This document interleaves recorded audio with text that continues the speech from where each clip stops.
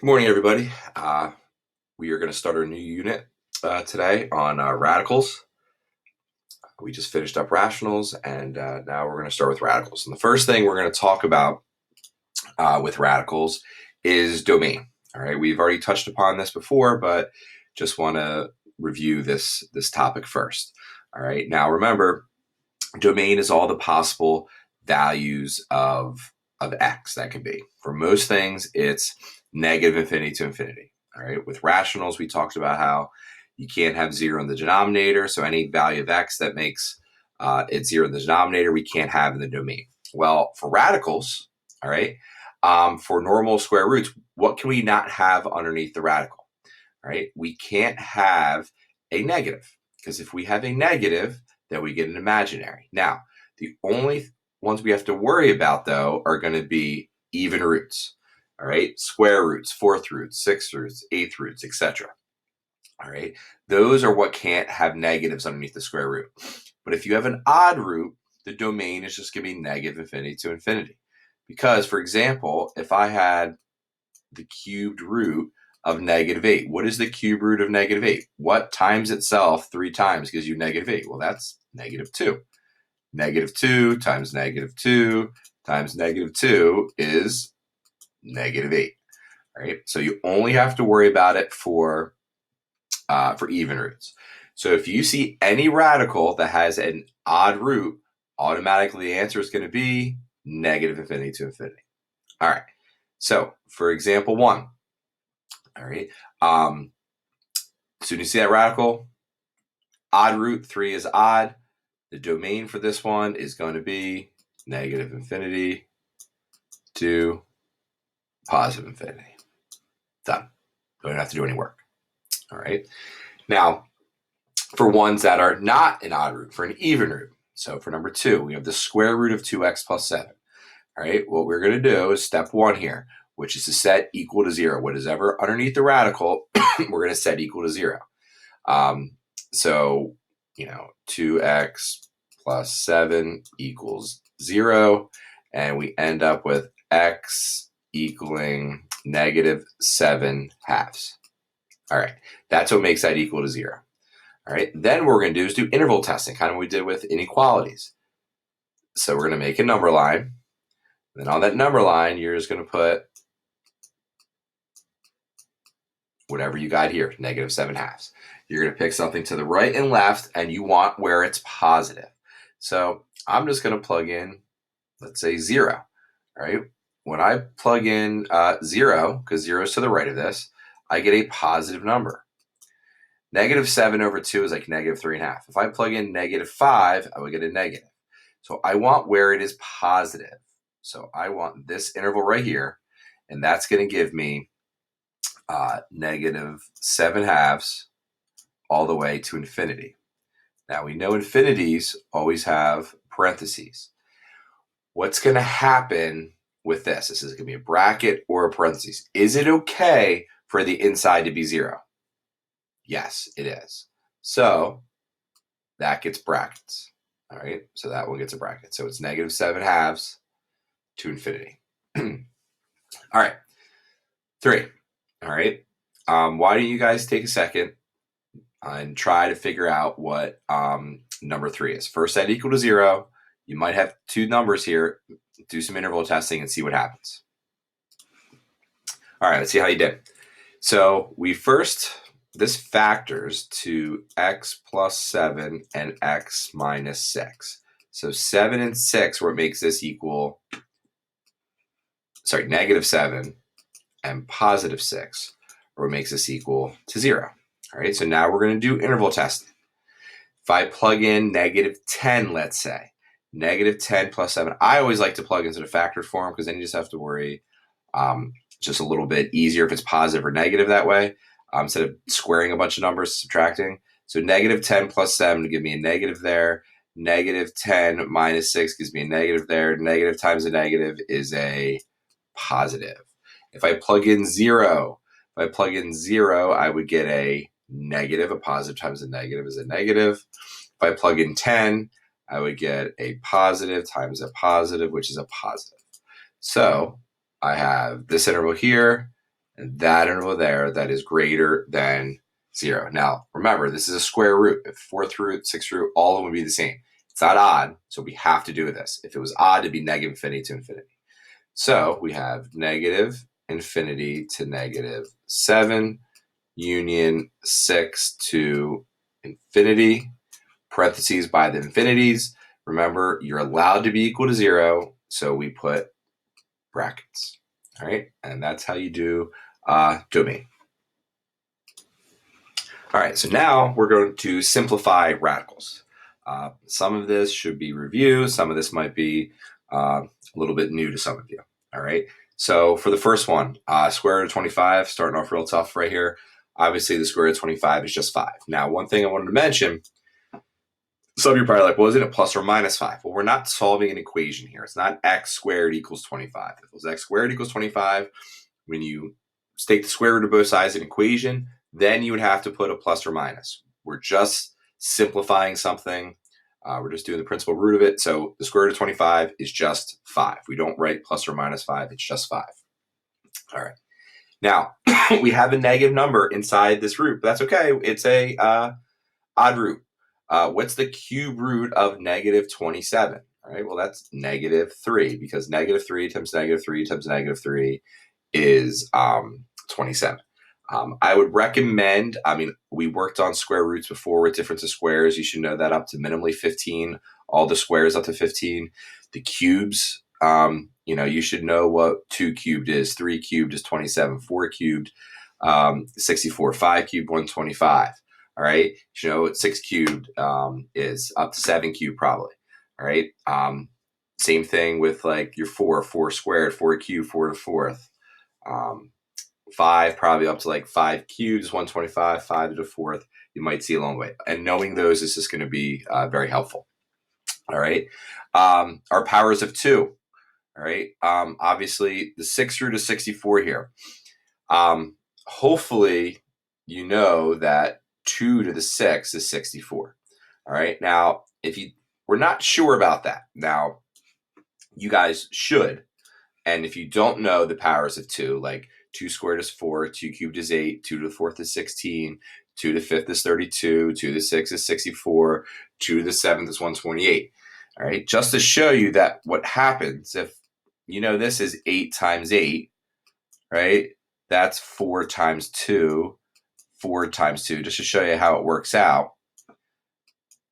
You should not do this on a test, because we know as honor students, we work efficiently, and this would not be efficient. But just to show you, this breaks down to 2 times 2 times 2 times 2 times 2 times 2, which is 2 to the 6th. All right. And if we were to, since we're doing 6, we need 1, 2, 3, 4, 5, 6 of them. So it comes out to be 2. All right. However, all of you should know that 2 to the 6 is 64. This problem should take you 0.37 seconds to do. 6 root of 64, you should know that is 2. If you don't know that, make sure you do in the upcoming days. All right. All right. 4th root of 81. All right. 4th root of 81. 4th root of 81 is what to the 4th gives me 81. All right. It is 3. Once again, you should know that. You should know that 3 to the 4th is 81. But if you didn't, the long way, which you guys should not be doing, just to show why it works, there we go. 3 and 3. All right. Which is 4. But there's a negative outside, so the answer is negative 4 for that one. All right. You guys should know that 3 to the 4th is 81. All right. That should be something that happens very, very, very quickly. Okay. Now, moving down to the bottom ones here, we start to see some variables. All right. And before you start freaking out, these become very, very easy. Okay. So to simplify with variables, all right, this is the square root of x to the 22nd. All right, well, x to the 22nd means x times x times x times x 22 times. So what you're looking for is how many pairs are there? All right, how many pairs are there? Well, we talked about when we did difference of squares that x to any even power is a perfect square. So x to the 22nd is a perfect square. To figure out what you do, figure out how many you bring out, you just divide whatever this is by 2. So 22 divided by 2 is 11. So the square root of x to the 22nd is x to the 11th. That's it. So whatever the root is, you just divide this exponent by that. So 22 divided by 2, 11. There's nothing left over. All right, t to the 18th, the cube root. So now we're going to do 18 divided by 3, which is 6. What it's saying is there's 6 groups. That's t to the 18th is t times t times t 18 times. There would be 6 groups of 3. That's why it's t to the 6th. All right. Anything we talked about with cubes, with variables, anything that's a multiple of 3 is a perfect cube. So t to the 18th is a perfect cube. All right. So it's t to the 6th. All right. Square root of 4y. So now we're introducing numbers, constants with variables. You just treat them separately. If this wasn't here, if it was just the square root of 4, what would it be? 2. All right, so that's what I do. Now I treat the square root of y separately. If this wasn't here, what's the square root of y? You can't take anything out. All right, this is 1. This is a 2 out here. The root's 2. This is smaller than that. You can't do anything with it. So it's just 2 root y. And there's your answer. All right, 2 root y. All right, now what I would like you guys to do, try to see if you can figure out this one here. All right, this is like 4 separate problems. Doing the cube root of that, doing the cube root of this, doing the cube root of that, and doing the cube root of that. All right, take a second and try to do that right now. All right, so to get the square root of 125, the cube root of 125, you should all know that the cube root of 125 is 5.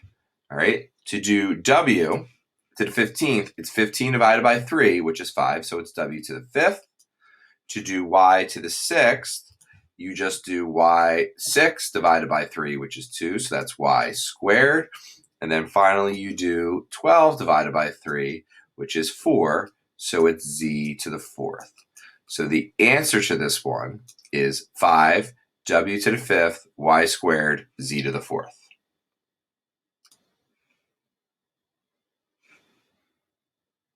All right, so now we have some more examples. Here, not everything is going to go in as evenly as before. All right, so square root of 12, pretty basic problem. You guys should be able to do this on your own right now. But many different ways, many people can just look at this and know what the answer is. Some of you like to think of the perfect squares and think, okay, well, it's the square root of 4 times the square root of 3. You break it down that way. And the square root of 4 is 2, so the answer is 2 root 3. All right. Some people like to do a, factor tree or whatever and know that's like, oh, well, that's 6 and that's 2. If you forget the perfect squares, and that's 3, 2, 2. Since we're doing square root, oh, there's a pair of 2's. So since I have a pair of 2's, the 2 goes on the outside, the 3, whatever's left, who doesn't have a pair, stay at the inside. Whatever is going to give you the answer in the quickest, most efficient way possible. We want to work efficiently. So hopefully you can look at square root of 12 and know it's 2 root 3. But if not, these are different ways that you can work through it. All right. Now, cube root of 54. So if in your head you know your cube roots, you might be able to figure this one out relatively quickly. Okay. Because this, hopefully you can think of as 27 times 2. Well, the cube root of 27 times the cube root of 2, that's why I can break it down. The cube root of 27 is 3. So 3 goes on the outside, and the answer is 3 cube root 2. Okay? Now, if you weren't positive about that, or if it's a problem where you don't know the perfect cubes, this might be where breaking it down might be better. Maybe you didn't realize it was 27 times 2, but you knew it's 9 times 6. So then it's 3 times 2. And since it's a cubed root, excuse me, I'm going to look for triples. Whenever I have this, goes on the outside. Whatever is here left over stays on the inside. and it is a cube root, so you have to put the cube root symbol. So it is 3 cube root of 2 is your answer. All right. Why don't you go ahead and try number 11? All right, in a perfect world, hopefully you realize that this is 16 times 5, and you're like, oh, 16, what to the fourth is 16? All right, well, the fourth root of 16 is 2. All right, so my answer is going to be 2 fourth root 5. All right, there's my answer. Now, at this point, maybe you don't have that memorized yet, so you have 80, and if you had to break it down, 10 and 8, 5, 2, and 8 is what? 4 and 2, which is 2, 2, 2. So if you look, since I'm doing the fourth root, I would need 4 numbers. 1, 2, 3, 4. I got 4 2s. So that means that goes on the outside. That's where that number comes from. This number stays on the inside because I don't have 4 of that. All right, so it's 2 fourth root of 5 is your answer. All right, go ahead and try number 12. All right, so for the fifth root of 64, maybe some of you guys realize, wait, 64 is 2 to the 6th. And if I'm taking 5 out of there, that means I'm going to have 6 2s at the bottom of this, which means I could take 1 2 out, and there would be 1 2 left. And there's your answer, 2 fifth root of 2. All right. If not, maybe you thought about it as 32 times 2. What's the fifth root of 32? 2. All right, so then you could take that 2 out, and then you're left with 2 fifth root of 2. If you thought of 64 as maybe 8 and 8, you didn't realize that. You're like, oh, wait, 8 becomes 2 times 2 times 2. 8 is 2 times 2 times 2. I need 5 2s to be able to pull something out. I got 1, 2, 3, 4, 5 of them right here with 1 left over. All right, so all different ways of thinking about it. Everyone's brain thinks about things a little differently, but you need to do it whatever is the most efficient way possible. All right, you want to be able to just hopefully once we practice these, you'll be able to look at some of these and just know right away what it is. All right. So now let's go back to combining the variables and the constants together. All right. So remember, what we are doing is this is like 2 separate problems. What is the square root of 20 and what's the square root of x cubed? All right. So square root of 20 is what? 20 is 5 times 4. So the square root of 4. So I have this square root symbol here. 20 is 2 root 5, right? So if it was the square root of 20, there's your answer. But now I have the square root of x cubed. Now, this is like a 2 out here. What is 3 divided by 2? All right, this is not a perfect square, so we're not going to have, there's going to be something with x left in there. So 2 goes into 3 one time. So it means I can pull out 1x, but what's the remainder there? 1. So there's 1 left over. So the answer is 2x root square root times 2x times square root of 5x. 2x root 5x. All right. So similar with this, cube root of 40. All right, the cube root of 40. 40, all right, 40 is what? 8 times 5. The cube root of 8 is 2. Different color here. Is 2. But there would be a 5 left in there. So the cube root of 40 is 2 cube root 5. All right, now we do 8. 8 divided by 3. How many times does 3 go to 8? Doesn't go in evenly. It goes in 2 times with a remainder of 2, right? 3 times 2 is 6. There's 2 left over. So this 2, that means it's an a squared. However many times it goes into it, that's what goes to the exponent of the variable on the outside. Whatever the remainder is, that's what stays on the inside. Notice, this number is smaller than the root. If it was bigger, that means you didn't take out enough. All right, that means you can always simplify it more. If this is less than that, you're okay. So it's 2a squared cube root of 5a squared. All right. Using the same thinking with a fourth root, go ahead and try number 15. All right. So let's see how you did. The fourth root, so we're dealing with the fourth root here. So the fourth root of 48. All right. 48 is 16 times 3. The fourth root of 16 is 2. So we can take out a 2 and we left with a 3. All right. If you had to do the factor tree to do it out, fine. Hopefully you still got 2 fourth root of 3. But hopefully you start to get, the more practice you do, the quicker you get with that. All right. Now, 4. 4 divided by 4, it goes in evenly. What that means, how many times it go in 1? So it's a to the first. Don't have to write the first. When it goes in evenly, there's no a here. There's nothing left over. So you don't write anything in there. 11 divided by 4. All right. That goes in 2 times, right? 11 divided by 4 is 2. So that's b squared. With the remainder, how many are left over? 4 times 2 is 8. There's 3 left over. There's a remainder of 3. Now, you don't have to write this down. I'm just trying to explain why that comes from.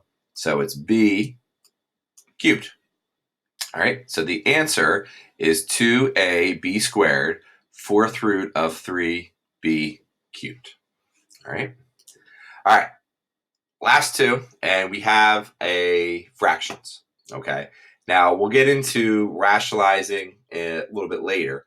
Right now, these will come out nicely for us. Now, we just have to realize is you can rewrite the cube root of b over 125 as this. You can rewrite this as the cube root of b over the cube root of 125. Well, can I simplify the cube root of b? Nope. So there's nothing I can do with that because remember, this exponent's less than that, so we're fine. What's the cube root of 125? 5. There we don't have a radical on the bottom, so we're good. The cube root of b over 5. All right, finish up and try number 17. All right, so for this one, cube root of x to the 21st over the cube root of y to the 6th. Well, 21 divided by 3 is 7, so it's x is 7th, nothing left over. 6 divided by 3 is 2, nothing left over. So I get x to the 7th over y squared. All right. Hopefully you guys were okay with this. If you need to go back and rewatch any of the video and look at the examples again, go ahead. And then you guys have your assignment, which is on that worksheet, which is like 3 through 100 and something. EOO, every other odd. All right. Every other odd means, you go to, I think it's 3. So if you start with 3, then the next odd would be 5. So you skip it. So it'd be 3, 7. So it's every fourth. All right. Every fourth problem you're basically doing. All right. Hope you guys are doing well, and I'll talk to you soon.